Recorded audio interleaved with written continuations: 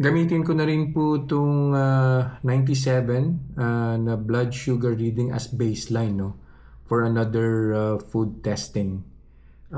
So today, meron po tayo ditong chia seeds quinoa biscuits. So the crackers po ito.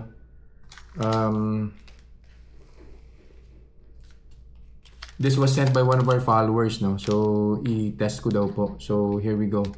The reason why I'm choosing to test 2 packs kasi 15 grams po yung isang pack. So this would equate to 30 grams. So almost the same po siya with yung Rebisco po na tinry natin before, yung Skyflakes at saka yung Ritz na biscuit. So yun po. I'll go ahead and eat this and babalik po ako after an hour to check the blood sugar spike.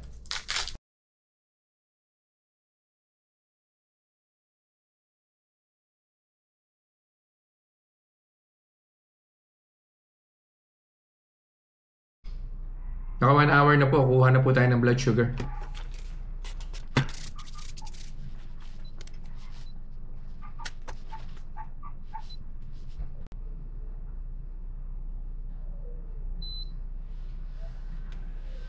Boom.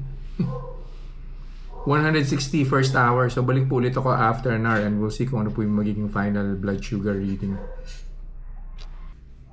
Final hour na po. So kuha na po tayo ng blood sugar.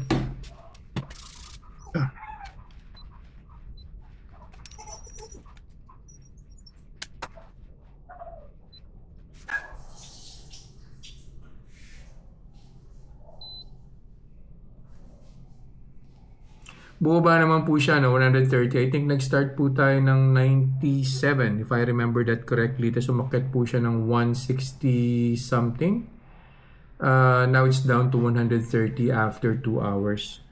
So, iba talaga pagka carbohydrates, no? Yung mga refined flour na yan, no? Hindi talaga tayo sigurado pagka yung mga biscuits na gawa sa labas, no? Despite the fact na meron daw siyang chia seeds and quinoa, no? So, ganun pa rin, taas pa rin yung blood sugar spike. Bibigyan ko pa po siya ng isa pang chance. I'll try it 1 pack lang. Tapos, we'll see kung ano po yung magiging blood sugar spike po niya. See ya!